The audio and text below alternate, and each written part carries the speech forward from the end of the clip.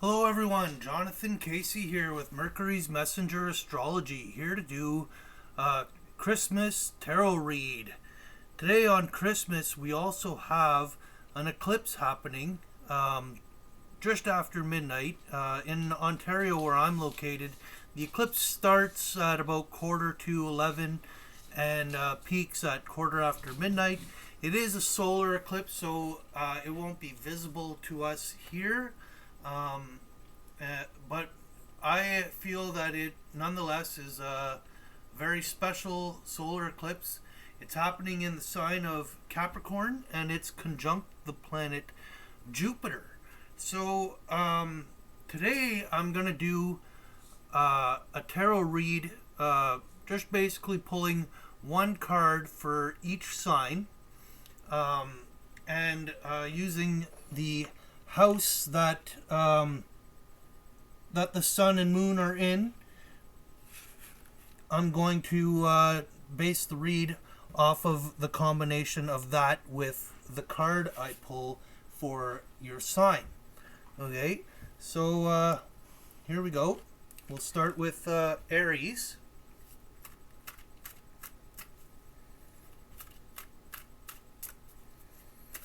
Give it a good shuffle.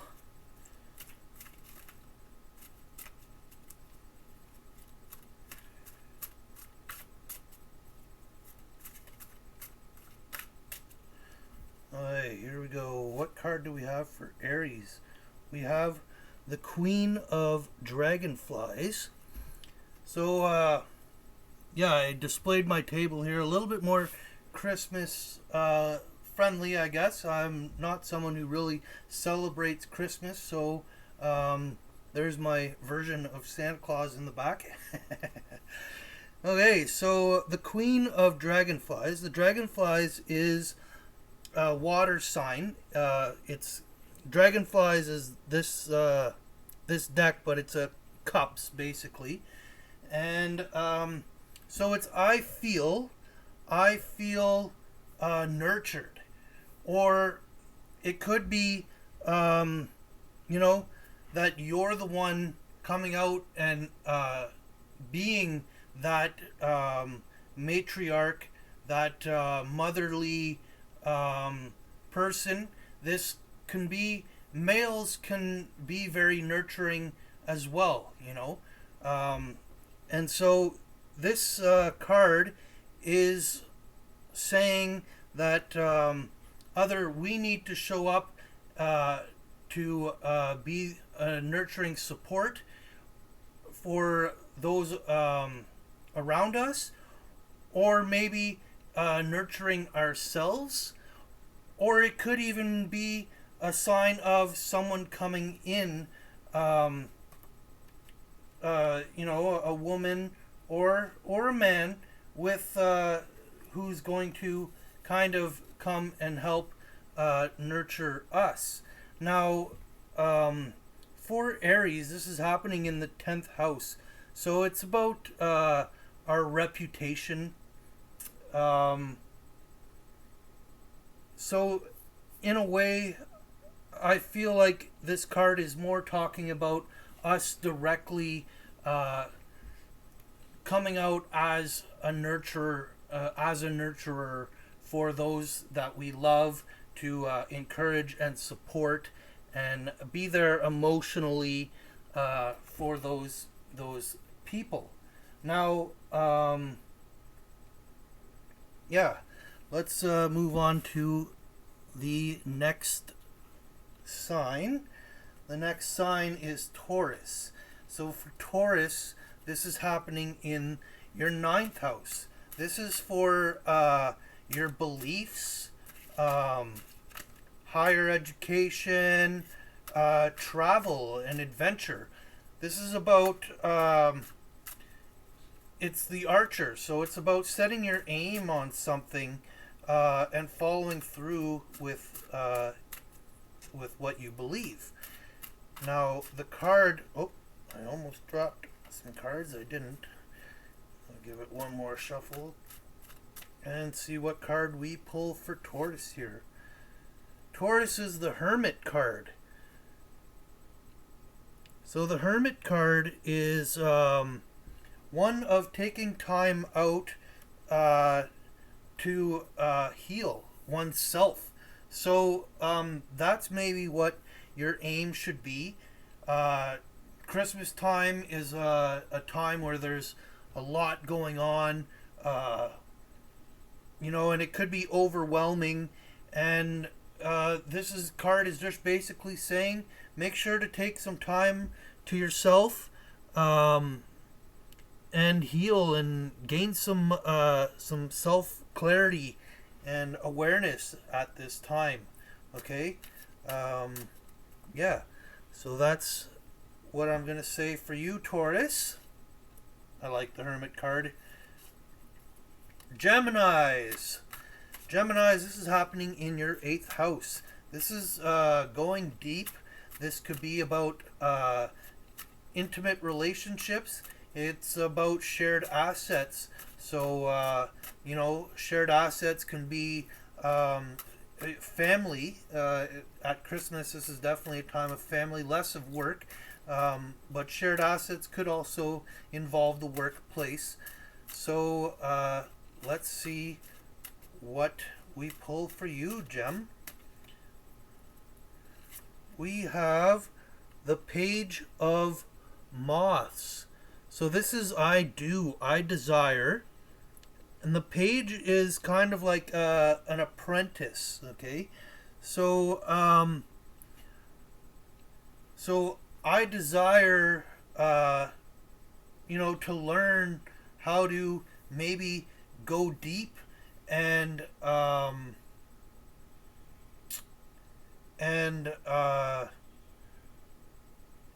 bond with those shared relationships, those deep connections that we have with other people, and to learn from those people that surround us and that love us and care for us.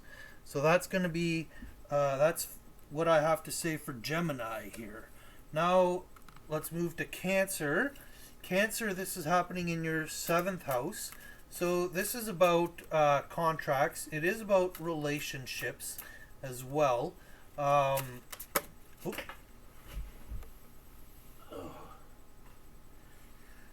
those cards fell out face down, so I'm just going to put them back in the deck.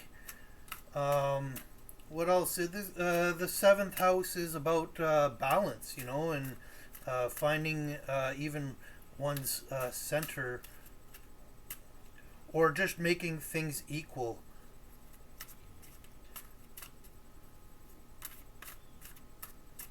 So, there's a lot of things that are unfair in the world. Hopefully you're not dealing with anything like that, but it's a time, the 7th house is a house that can reset the scales. And for you, you're getting the 9 of Bees. So the bees, or swords, is an air sign. So it's I think. And the 9 is expression. So you need to think about how you express yourself and how that affects the balance in your relationships. Maybe you come on too strong, and or not strong enough. You got to find that middle point, and yeah, make everything good in the relationships that surrounds you. Okay, so now we're at Virgo. Oh, did I skip a sign? Oh yes, I skipped Leo. Leo, this is happening in your 6th house. 6th house is the house of work. It's how you serve. It's about selfless service. And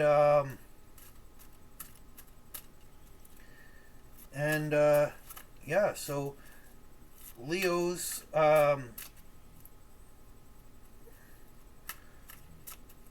are often in the spotlight, leaders, and leaders need to the best leaders are of service to those who surround them.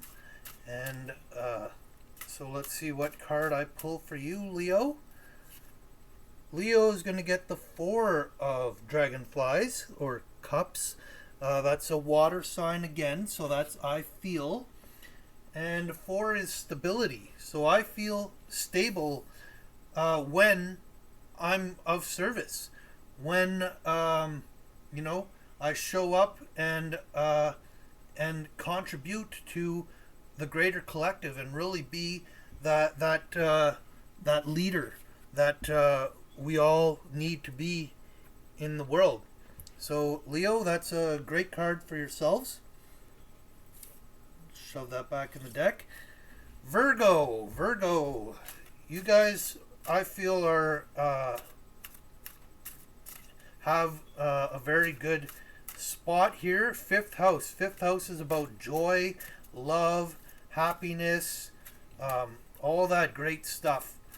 So this is a time, maybe, you know, Virgos, I'm a Virgo rising, and that's what I recommend, that people get to find out what their rising sign is.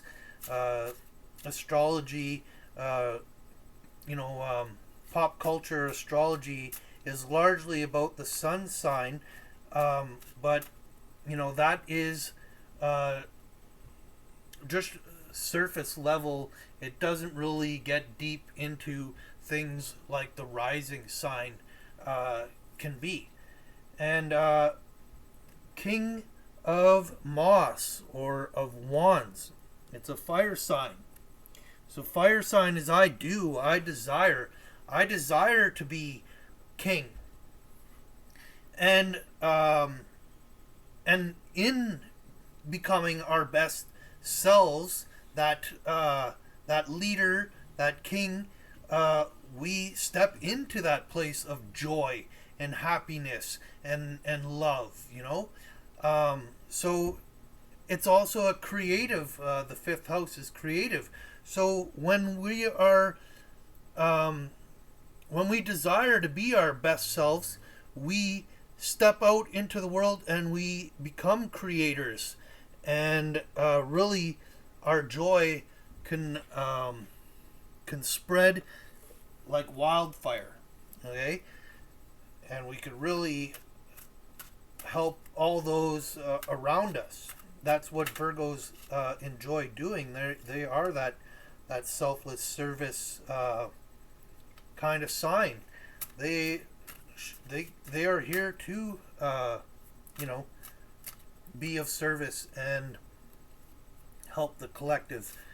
Okay, so now we're at Libra. Libra's fourth house. Fourth house is about home and security. It's ruled by Cancer. It's so it's an emotional sign. So it could be emotional security. You know, the how you feel in your own home. How that and that is largely has to do with family as well. Okay. And the 8 of Moths, or Wands, which is again a fire sign.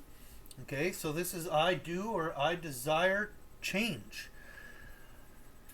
So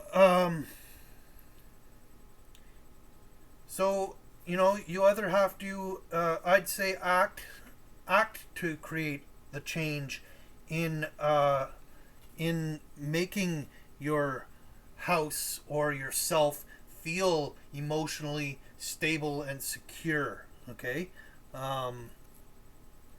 stable being that this eclipse is happening in Capricorn, which is a sign of stability. Okay, so yeah, you know, you Libras really set the balance of things. So by desiring this change and following through with it, you can really create a lot of harmony in your surroundings. Okay, and that's what this is about. The fourth house is, you know, our home environment kind of deal. Scorpio, third house. This is about, I guess, environment in another way. It's more a larger environment, but third house has more to do with communication and travel. Okay. So, what card do we have for you, Scorpio?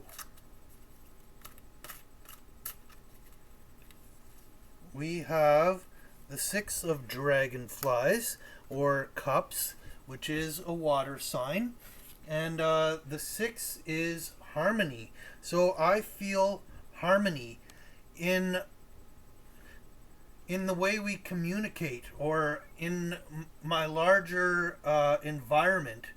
I feel harmony maybe when I travel, kind of deal. So you really have to feel, and Scorpio's a deep sign, so you really have to feel that harmony in the way you communicate.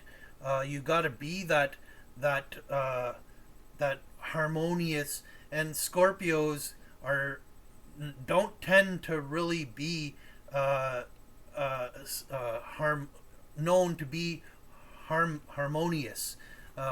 They're kind of a lot of Scorpios have a very mystical energy about them. Very, I don't want to say gothic, but that happens often. They like to dress in black and whatnot, and so you really gotta feel and emit that harmonious energy at this time in the way you talk, in your larger environment, and maybe step back from getting deep at the moment.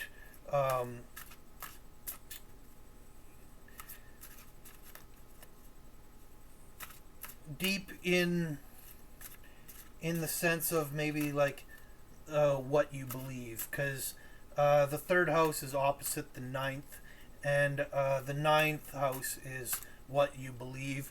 The third house is more like how we think, and so we have to think in that emotional, harmonious kind of sense. Okay, now we're at Sagittarius.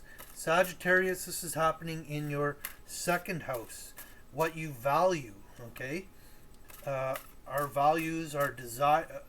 Is it our desires? Not so much. Maybe yeah, I guess it is what we desire, what we value, right? Sense of beauty. So it could be, what you see, what you think of as beautiful. Oh.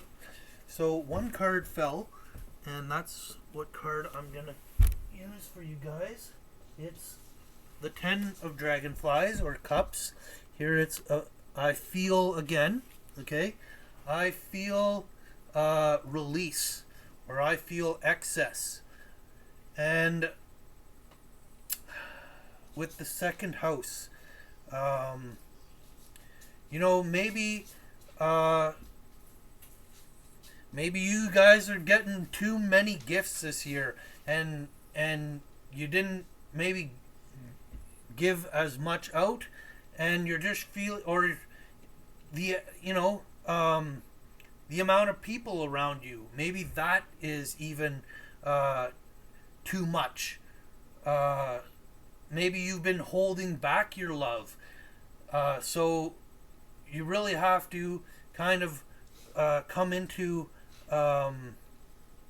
feeling, just release this feeling of desire, of wants, of your image of beauty. Let go of it, and what else can I say about that? I guess just appreciate the now for what it is. And even though, maybe being around all the family and it's feeling like a little much, just step out of the picture for a minute, take some breaths, release that energy that is piling up and weighing on you, and come back in, smiling in your center, beautiful self, kind of thing. So that's what I have to say for Sag. Capricorn, that's now where we're at is Capricorn, and this is happening in your first house. So the first house is about our ego, our self, how we act in this world. And we have the 10 of Moss, which is a fire sign, 10 of Wands. And so it's I do or I desire, and here again, excess or release. So this is really about letting go of the ego, letting go of feeling like we're right all the time, because we often do desire to be right, and sometimes we just have to let go of that and come in and be that solid Capricorn energy, or not really be that solid Capricorn energy, but soften ourselves, so we can release. Hard shells tend to hold things in, but if we soften, we can let an opening through to allow that release of energy that is weighing on us. Okay. We have Aquarius and Pisces left. So now we're on Aquarius. Aquarius, this is happening in your 12th house. 12th house, some people call the house of undoings, self-undoings, or a prison, but it's actually a house of completion. It's the last house in the zodiac, and it opposes the 6th house. The 6th house is how we serve others. So I see the 12th house is how we serve ourselves, okay? And how do we serve ourselves, Aquarians? Well, let's see what this card is saying for how we're serving ourselves at this Christmas time. It is the 8 of Bees, or Swords. Bees is an air sign, so it's I think change. I think change in the way that we are serving ourselves, so we can come to complete certain things in our lives that may have been holding us back and preventing us from moving forward, that self-undoing aspect. So that's something to, I feel like, meditate on, to think about how we can change to better serve ourselves, and to move forward in life and be the futuristic Aquarians that you guys are. Okay, that's for you guys, Aquarians. And finally, we got Pisces. Pisces, this is happening in your 11th house. The 11th house is house of wishes. It's the house of community and groups of people, large groups of people. What else can I say about 11th house? Well, it's a futuristic house. It's about possibly being the rebel, but I feel more rebel energy is often a lower vibration of the 11th house. It's more about being that that highest movement, and the highest movement is love. Okay, so it's more about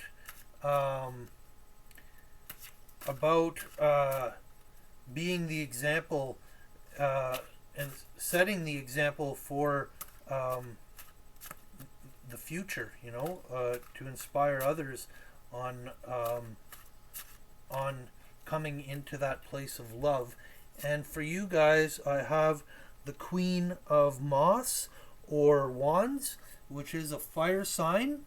So it's I desire to be a nurturer, to nurture those in my collective, you know, in my group, my community at large.